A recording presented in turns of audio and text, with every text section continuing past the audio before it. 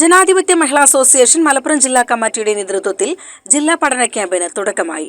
Elamkulam EMS സ്മാരക മന്ദിരത്തിൽ വെച്ച് നടന്ന ദ്വിദിന പഠന ക്യാമ്പ് മഹിളാ അസോസിയേഷൻ അഖിലേന്ത്യാ വൈസ് പ്രസിഡന്റ് PK സൈനബ ഉദ്ഘാടനം ചെയ്തു.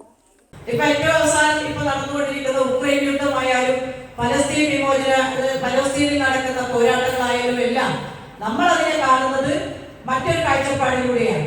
കാരണം സാമ്രാജ്യത്വം അവരുടെ യുദ്ധക്കൊതിയുടെ ഭാഗമായി അവരുടെ ഏറ്റവും വലിയ കമ്പോളം എന്ന് പറയുന്നത് ആയുധം വിറ്റ് കാശുണ്ടാക്കുക എന്നുള്ളതാണ് എന്ന് കണ്ടുകൊണ്ട് തന്നെ ആ മുതലാളിത്തത്തിന് ആയുധം വിൽക്കാൻ വേണ്ടി കരുവാക്കപ്പെടുന്നത് ഇരയാക്കപ്പെടുന്നത് രാജ്യങ്ങളിൽ സമാധാനമില്ലാതാക്കുക, പരസ്പര ശത്രുക്കളാക്കി മാറ്റുക, അതിന്റെ നമ്മൾ പറയുന്ന പോലെ കുട്ടനാട് അങ്ങോട്ടും ഇങ്ങോട്ടും ഇടിച്ച് അതിൽ നിന്ന് ചോര വിറ്റുമ്പോൾ കുടിക്കാൻ കാത്തു നിൽക്കുന്ന ചെന്നായെ പോലെയാണ് സാമ്രാജ്യത്വം എന്ന് പെരുമാറിക്കൊണ്ടിരിക്കുന്നത്. ജില്ലാ പ്രസിഡന്റ് സിന്ധു അധ്യക്ഷത വഹിച്ചു. VT സോഫിയ സ്വാഗതം പറഞ്ഞു. നവകേരളവും സ്ത്രീകളും എന്ന വിഷയത്തിൽ അഖിലേന്ത്യാ ജോയിന്റ് സെക്രട്ടറി N സുകന്യ, വർഗീയതയുടെ സാമ്പത്തിക മാനങ്ങൾ എന്ന വിഷയത്തിൽ CITU സംസ്ഥാന വൈസ് പ്രസിഡന്റ് V ശശികുമാറും, വ്യക്തിത്വ വികസനം എന്ന വിഷയത്തിൽ പ്രദീപൻ മാലോത്തും ക്ലാസ് എടുത്തു.